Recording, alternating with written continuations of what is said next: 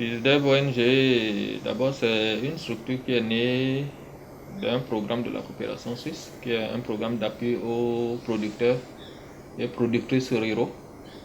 Et depuis donc 2006, on a constitué à partir de cette équipe de programme l'ONG APIDEV. Et nous travaillons avec et les éleveurs et les agriculteurs dans tout ce qui est accompagnement en termes d'autopromotion de ces groupes en fait. Quand on parle de l'autopromotion, c'est amener l'unité familiale ou l'exploitant à pouvoir concevoir par lui-même son propre projet de vie, comment il entend conduire sa vie en s'appuyant bien sûr sur son activité, qui est l'activité principale. Parce que de plus en plus on parle d'agro-élevage. Nous œuvrons beaucoup dans la formation de ces différents acteurs à améliorer le système de production. Et quand on dit formation, c'est la formation vraiment complète, toute forme de formation. Et nous accompagnons également ces acteurs dans tout ce qui est transformation de leurs produits. Parce que quand vous améliorez le système de production, ensuite il faut améliorer le produit pour pouvoir le mettre sur le marché et avoir des revenus en conséquence. Donc nous avons deux filières principales sur lesquelles on intervient.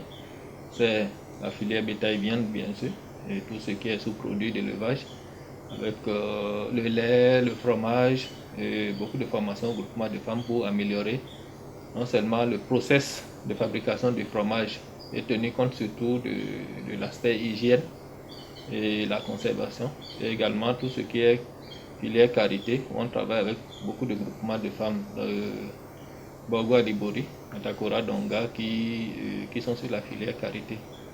Depuis le ramassage, c'est-à-dire la cueillette de la noix, la conservation, la transformation et la mise sur le marché.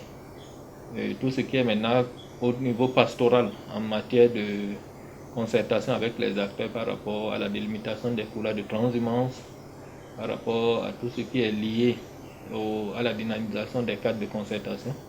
Je pense que pendant bientôt plus d'une quinzaine d'années, on est quand même dans ces domaines-là qui se passent. On travaille avec un certain nombre de partenaires. Il y a la GIZ, il y a la coopération suisse. Il y a aussi un certain nombre de projets qui sont en lien avec d'autres partenaires comme la SNV.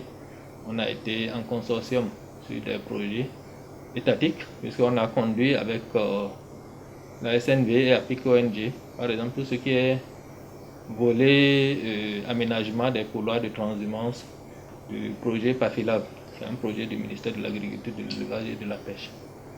Et aussi avec Helvetas, on a conduit le programme de la coopération suisse, qui est un programme de la formation professionnelle. Donc on a eu un certain nombre de partenariats dans ce temps. Et actuellement, notre partenaire avec lequel on est, c'est Educo, qui c'est sur un programme d'éducation en fait, pour améliorer la qualité de l'éducation dans nos différentes communes. Quand nous prenons par exemple tout ce qui est mise en place des parcelles fourragères et autres, qu'on a initié il y a longtemps de cela, quand on va jusqu'à présent, quand on va sur le terrain, on trouve quand même un certain nombre de producteurs qui ont changé carrément leur mode de vie pour se positionner, s'installer et avoir un noyau qui leur permet de vivre et d'être tranquille, de ne pas aller en transhumance. Je pense que ça c'est très important. Ensuite, du nord, c'est-à-dire de Malambille jusqu'à la latitude de Boycon, même jusqu'à Wenhi et autres, où on a quand même installé un certain nombre de couloirs de transhumance. Quand on va dans la Takora, du côté de Materi, on a installé des couloirs de passage pour les animaux de commerce de bétail. Quand on y passe, on trouve quand même que ces infrastructures existent et sont toujours fonctionnelles. Et ça réconforte de voir que ce qui a été installé il y a bientôt 10 ans continue quand même de servir et continue aussi de contribuer à une certaine vie harmonieuse entre des communautés. Donc ça c'est très important.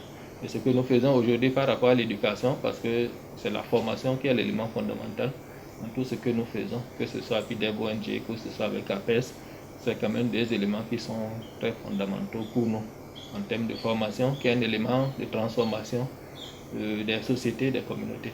Par rapport d'abord aux partenaires qui sont nos partenaires terrain, c'est tout ce que nous faisons avec eux, pour moi c'est une sorte d'éveil. Il faudrait qu'à un moment donné que chacun puisse s'approprier son propre développement. Parce que personne ne développe quelqu'un en fait. On fait l'éveil, les gens à un moment donné prennent conscience qu'ils sont dans une position qui n'est pas favorable et qu'ils peuvent aspirer à quelque chose de meilleur. Je pense que quand on regarde nos communautés et les groupements de femmes, les hommes avec lesquels on travaille, même un certain nombre de jeunes, c'est-à-dire pour moi la réussite de ceux-là, c'est quand je les vois par eux-mêmes être indépendants en train de prendre un certain nombre d'initiatives. Et ça, pour moi, c'est une réussite. Et concernant les partenaires qui nous accompagnent souvent, c'est de dire que le monde de développement n'est pas facile.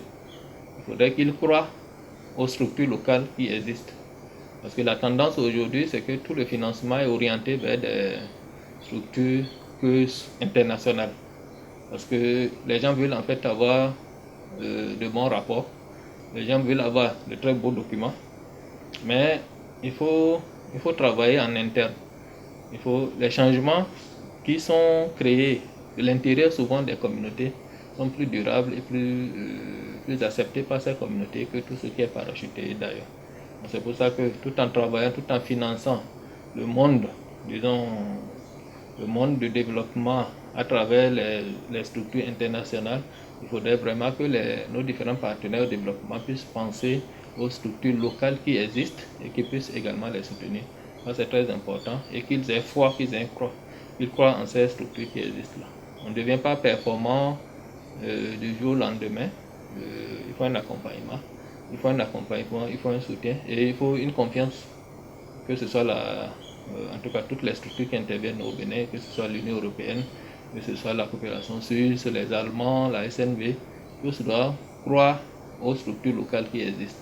C'est un appel que je fais parce qu'on constate de plus en plus que les gens ont tendance à sortir plutôt de l'appui qu'ils faisaient aux structures ONG locales ou plutôt s'orienter vers des structures internationales.